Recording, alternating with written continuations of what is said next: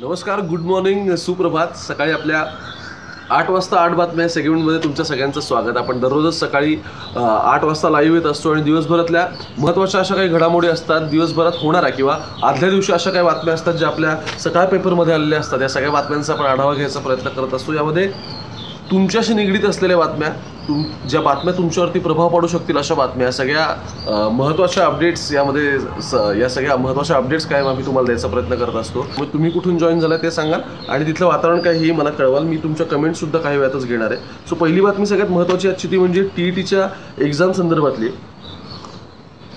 तर कारण गणित असं या सगळ्याचं की म्हाडाच्या एक्झाम्स असतील, त्यानंतर झालेल्या आरोग्य भरतीच्या एक्झाम्स असतील, त्याच्या आधी झालेल्या आरोग्य भरतीच्या एक्झाम्स असतील आणि आता TETचा जो इश्यू हा सगळा ऑगस्ट महिन्यातला आहे. कारण शिक्षण पात्रता जी एक्झाम पार पडते त्यामध्ये सुद्धा पेपर फुटलेत का असा आता संशय पोलिसांना आला आहे. कारण झालं असं की आरोग्य भरतीच्या ज्या परीक्षा होत्या त्याचे पेपर फुटलेले होते.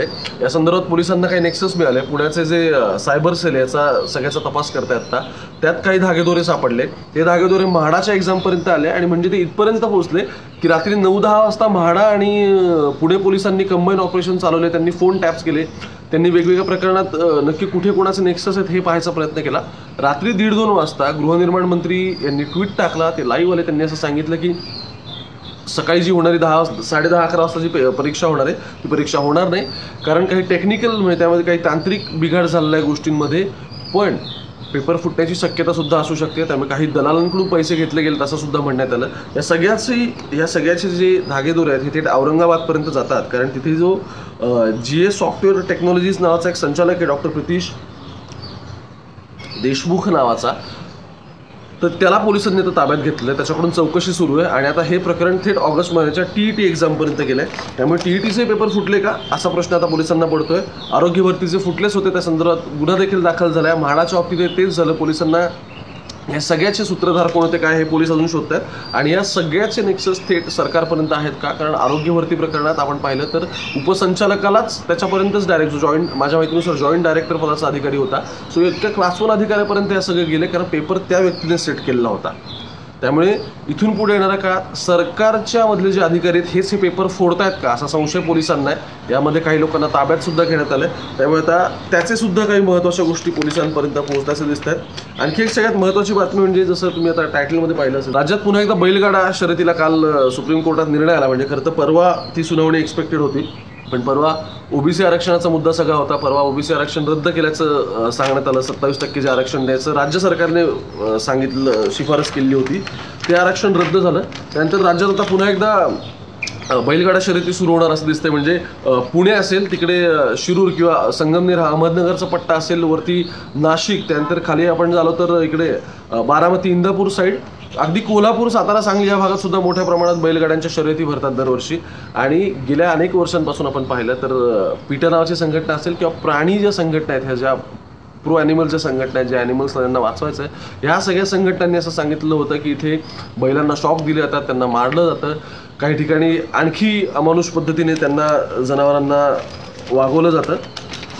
तर या सगळ्या संदर्भात आता नवीन सशर्त परवानगी आलेली आहे. काही महत्त्वाच्या अटीसुद्धा त्यामध्ये टाकल्या आहेत की 1000 मीटरपेक्षा जास्त ती नको, किंवा धावपट्टी उतराची किंवा खडकाळ पाणथळ असू नये वगैरे, असे बऱ्याचशा गोष्टी त्यामध्ये ॲड केल्या आहेत. पण अखेर बैलगाड्यांना आता परवानगी मिळाली. त्यामुळे काल जर तुम्ही पाहिलं असेल तर बऱ्याच ठिकाणी बैलांवरती भंडारा उधळून त्यांचं पूजन वगैरे करण्यात आलं. त्यामुळे आजपासून जर आपण पाहिलं तर येणाऱ्या काळात फटाफट म्हणजे साधारण महाराष्ट्रभरात ठिकठिकाणी जर आपण पाहिलं तर जत्रांचा जो सीझन असतो हा सगळा फेब्रुवारी, मार्च, एप्रिल किंवा फार फार तर मेपर्यंत असतो. कारण मराठी जे तिथी असतात त्या तिथीनुसार जत्रा तिथे घेतल्या जातात आणि या तिथीनुसारच तिथले जे स्थानिक, ज्याला आपण काही ठिकाणी उरूससुद्धा म्हणतात, तर ते सुद्धा पार पडतात. तर तुमच्या इथे बैलगाड्याचे नक्की कोणकोणत्या म्हणजे कुठकुठल्या ठिकाणी जत्रा होतात आणि मग त्या कधी असतात काय, मला हे पण तुम्ही कमेंट्समध्ये आता सांगू शकता. कारण हा निर्णय शेतकऱ्यांच्या बाजूने लागला असं म्हटलं जात आहे. या व्यतिरिक्त आणखी एक महत्त्वाची बातमी ती म्हणजे अजित पवार यांच्या संदर्भातली. अजित पवार काल बोलता बोलता असं म्हटलं की नेमणुका अडवणं हे लोकशाहीत चालतं का, असा त्यांनी टॉन्ट मारला.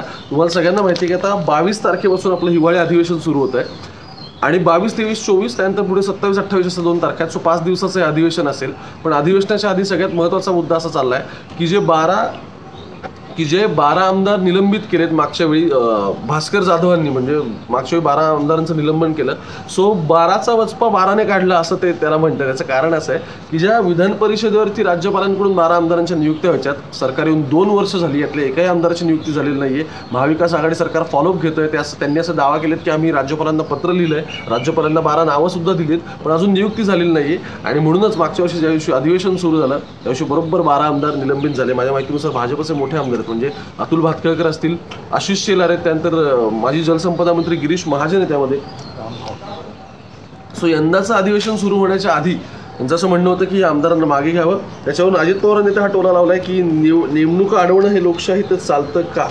त्यामुळे 22 तारखेपासून अधिवेशन सुरू होतं. त्यानंतर आणखी काही गोष्टींची महत्त्वाच्या पाहायला मिळणार आहेत. या व्यतिरिक्त आज दिवसभरातली आणखी एक महत्त्वाची बातमी ते म्हणजे एसटी कामगारांचा संप अजून चालू आहेत. काही कामगार रुजू झालेत, बऱ्यापैकी डेपो सुरू झालेत, म्हणजे जवळपास 60% आता डेपो सुरू झालेत आणि वाहतूक सुरू झाली असं राज्य सरकार सांगतंय.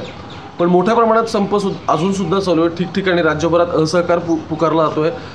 पण या सगळ्यामध्ये आता असं दिसतंय की जी तात्पुरत्या निलंबनाची कारवाई करण्यात आली तिथपर्यंत ठीक होतं, पण मग आता यांच्यावरती मेसचा लागणार का या संदर्भात आज अनिल परब यांनी एक महत्त्वाची बैठक बोलवली आहे. कारण हा कायदा जर इम्प्लिमेंट झाला, हा कायदा जर लावण्याचं ठरवलं राज्य सरकारने, तर कामगारांना फक्त संप करून चालणार नाही, त्यांना येणाऱ्या काळात कायदेशीर प्रक्रियेला सुद्धा सामोरं जावं लागू शकतं.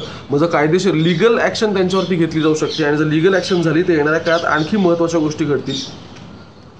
येणाऱ्या काळात असं होऊ शकतं की या सगळ्या कामगारांबद्दल त्यांना भविष्यात कुठेच नोकरीसुद्धा अवेलेबल होऊ शकत नाही सरकारी याच्यामध्ये ॲज अ ड्रायव्हर किंवा ते जे कोणत्या पदावरती आत्ता असतील तिथे. त्यामुळे यांच्यावरती लीगल ॲक्शन घेतली जाणार का आणि राज्य सरकार मग ती लीगल ॲक्शन घेऊन पुढच्या काळात म्हणजे त्यांचं जे भवितव्य हे सुद्धा धोक्यात आणणार का, ह्याच्या संदर्भात महत्त्वाची बैठक आहे. आणखी दिवसभरातल्या महत्त्वाच्या बातम्या म्हणजे 10वीची परीक्षा डिक्लेअर झालेली आहे. म्हणजे 15 मार्चपासून 10वीची परीक्षा असेल आणि 12वीची परीक्षा 14 फेब्रुवारी ते 3 मार्च अशी असेल.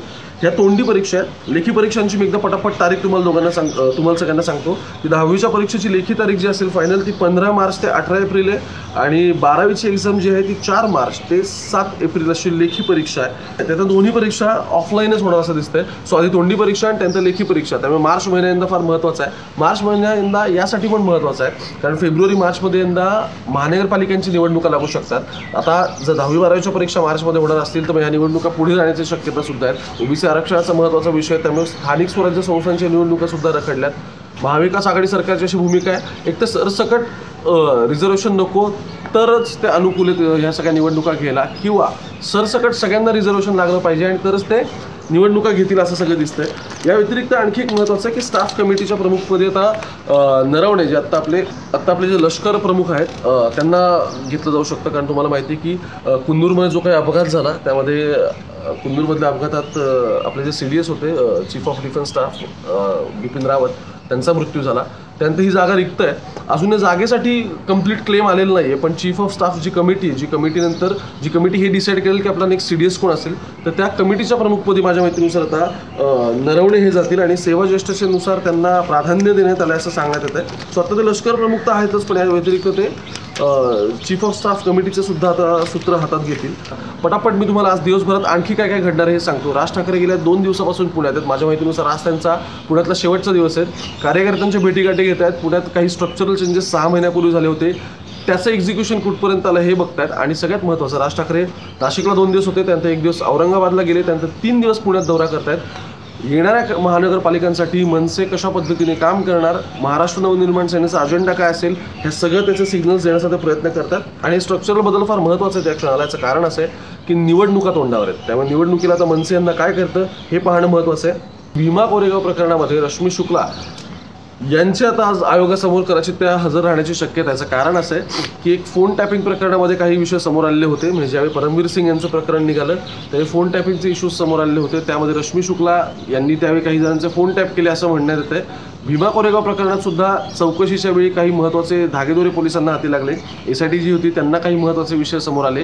त्यानंतर आता भीमा कोरेगाव प्रकरण अजून कशा पद्धतीने पुढे जाणार हे पाहणं महत्त्वाचं आहे. त्यामुळे रश्मी शुक्ला एक महत्त्वाचा विषय. नगरमध्ये आज रोहित पवार, मुंडे आणि हार्दिक पटेल हे तिन्ही नेते एकाच मंचावरती पाहायला मिळणार आहेत. हार्दिक पटेल कायमच पटेल आंदोलन आणि पटेल समाजाचा रिझर्वेशनचा जो भाग होता गुजरातमध्ये त्याबद्दल कायम समोर होते.